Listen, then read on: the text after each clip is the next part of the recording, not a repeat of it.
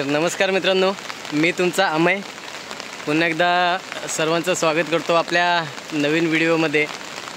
आणि आज मित्रांनो रविवार आहे आणि रविवारचा आपण आज मार्लेश्वरला जायचं प्लॅन करतो आहे। तर आज मार्लेश्वरला जाणार आहे, मार्लेश्वरचं दर्शन देखील घेणार आहे आणि तुम्हाला देखील मार्लेश्वरचं मित्रांनो दर्शन घडवतो। तर ब्लॉग पूर्ण बघा आणि आवडल्यास शेअर, लाईक आणि सबस्क्राईब नक्की करा मित्रांनो। चला तर मग आपण मार्लेश्वर पाहूया।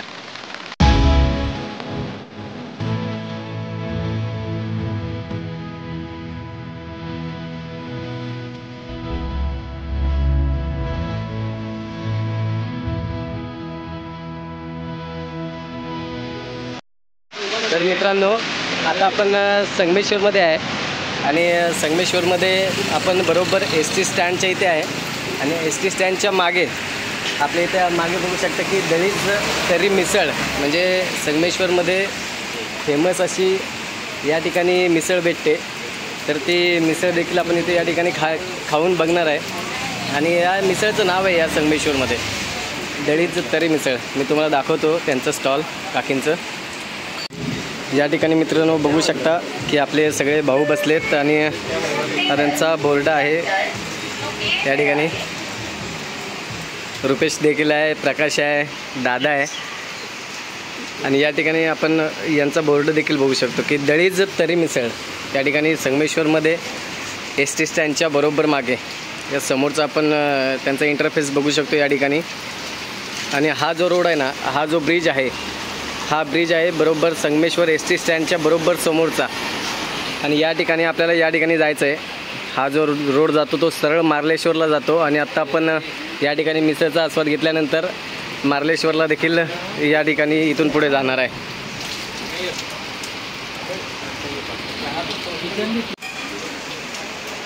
या ठिकाणी हॉटेल बघू शकता।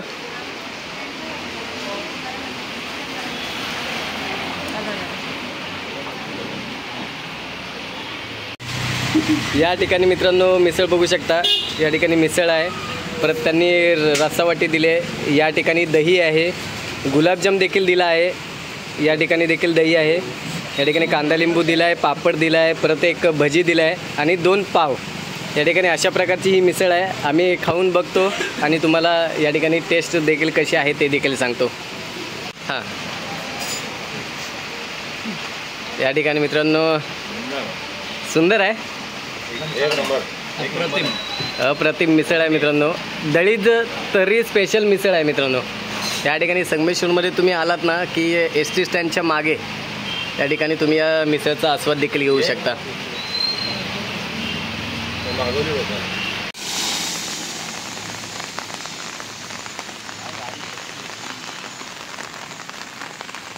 आता आपण आहे मार्लेश्वरच्या आतील रोडमध्ये, म्हणजे अजून मार्लेश्वर 13 किलोमीटर आहे, परंतु या ठिकाणी जर नेचर बघितलं ना तर एक नंबर नेचर आहे। थोडाफार धुका आहे या ठिकाणी, मात्र जबरदस्त वातावरण बनलं आहे आणि पाहायला गेलं तर अजून 3 ते 4 दिवस या ठिकाणी कंटिन्यू पाऊस पडतो आहे, म्हणजे खूप पाऊस आहे कोकणामध्ये। आणि अशा वेळेला आम्ही आज मार्लेश्वरला आलेला आहे आणि जर पाहायला गेलं तर या ठिकाणी जर तुम्हाला व्ह्यूज जर बघायचा असेल तर मी तुम्हाला व्ह्यूज दाखवतो। एक नंबर व्ह्यू आहे आणि धुका देखील इतका चांगला आहे, खूप प्रमाणात धुका देखील पडलेला आहे मित्रांनो। या ठिकाणी तुम्हाला दाखवतो मी।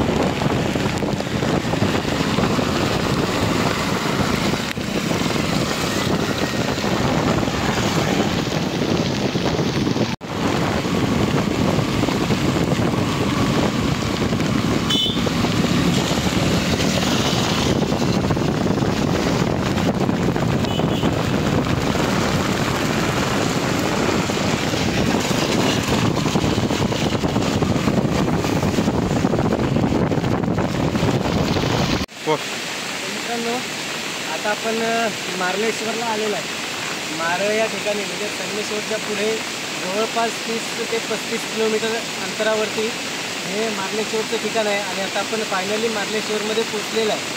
तर या ठिकाणी देवाचं देखील दर्शन घेऊया आणि आतमधला परिसर निसर्ग कसा आहे ते देखील दाखवतो. तर चला मित्रांनो बघूया आपण. बाईक पार्क केलेली आहे आणि या ठिकाणी काका देखील आहेत. या ठिकाणी नारळ विक्रीचं काम देखील करतात. तर आम्ही इथं बाईक पार्क केलेली आहे म्हणून तर या ठिकाणी नारळ देखील घेतलेला आहे. तर आता आपण पुढे जाऊया. तर चला काका. ओके. तर या ठिकाणी आपण बघू शकतो, तुम्हाला मी दाखवतो समोरचा नजारा. हे बघा.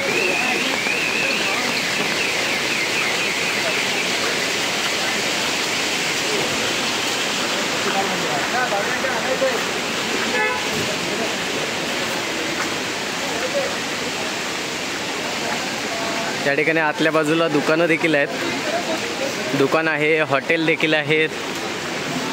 परत या ठिकाणी प्रसादाची देखील दुकानं आहेत. या ठिकाणी गाड्या देखील आतमध्ये पार्क करायचे. तो जो आपण बाहेर कमानी पाहिली ना मित्रांनो, त्या कमानीवरती आपण 10 रुपयाची तिकीट फाडली तर आतमध्ये आपल्याला गाड्या देखील पार्क करून देतात. नाहीतर मग जर तिकीट फाडली नसेल तर आपल्याला गाड्या बाहेर लावाव्या लागतील.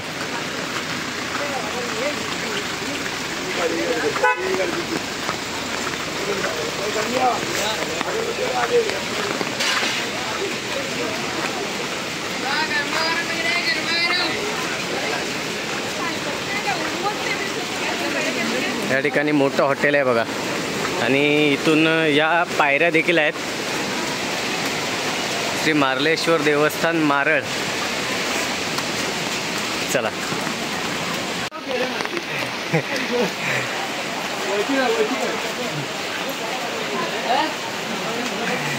गाडी लावली ना कशाची लावली.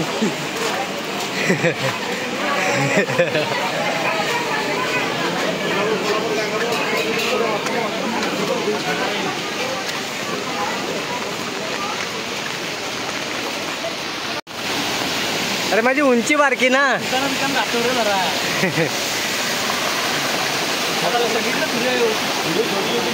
हो.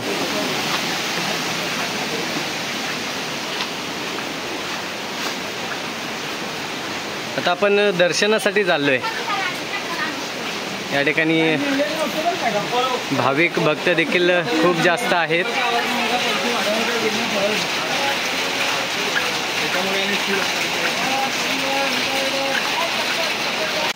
मित्रांनो तिकडे वरती पाहू शकता,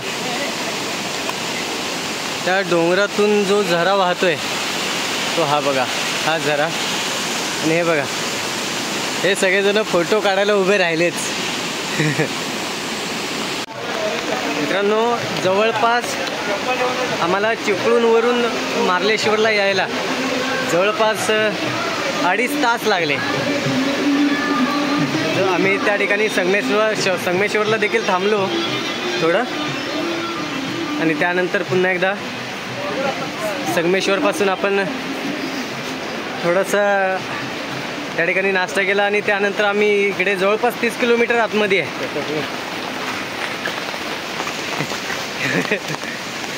मित्रांनो मंदिराला जायला एकूण 500 पायऱ्या आहेत आणि या 500 पायऱ्या संपल्यानंतर या ठिकाणी मंदिर देखील जवळपास आलेलं आहे.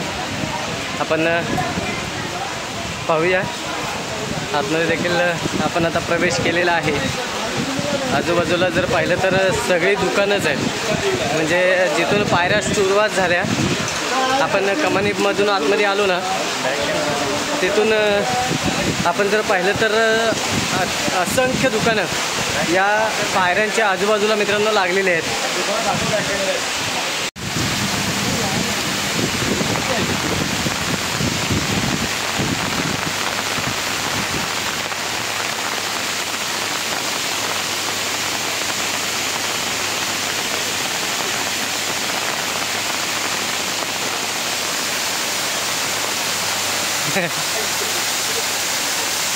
अरे कोड घालून भिजतोय होय.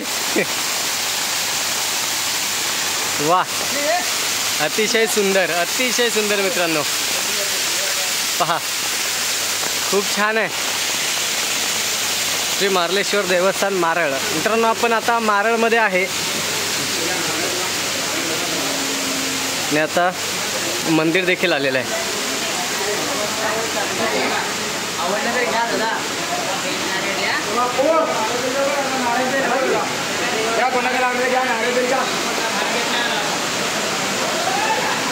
मित्रांनो, आपण आता या ठिकाणी बघू शकता मंदिर देखील आलेलं आहे आणि आपण आतमध्ये जाणार आहे. आता मंदिरामध्ये आपण प्रवेश करणार आहे आणि या ठिकाणी दर्शन देखील घेणार आहे. आतमध्ये भरपूर अंधार आणि काळोख आहे. हे बघा, इथूनच या ठिकाणी मंदिराला आतमध्ये गेलं प्रवेश आहे. मंदिराची मुख्य बाजू आहे या ठिकाणी श्री मार्लेश्वर तीर्थक्षेत्र.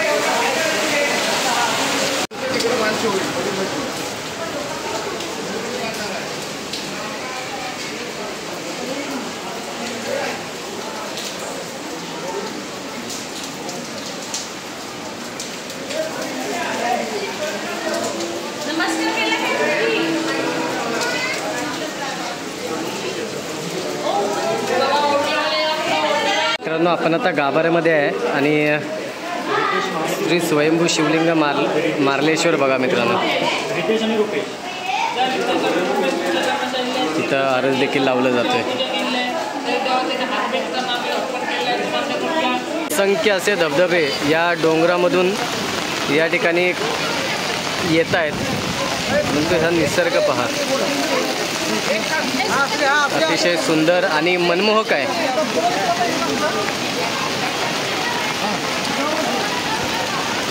ठिकाणी खालचा परिसर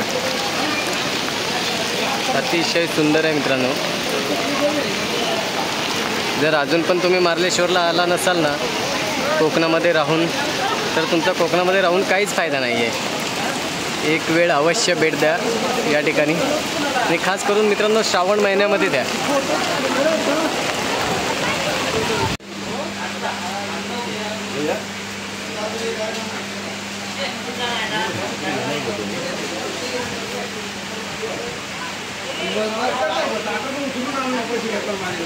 घड्याळात 6 वाजलेत आणि यांची खरेदी झाली. काय बोलशील?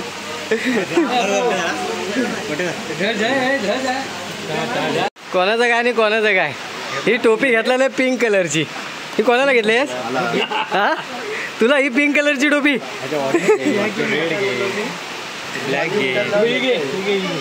याला चिपळून टोप्या नाहीत. पक्या दर्शनाला कमी आणि सहलीला जास्त आलाय. चला. तर मित्रांनो, या ठिकाणी आपला ब्लॉग या ठिकाणी एंड करतोय.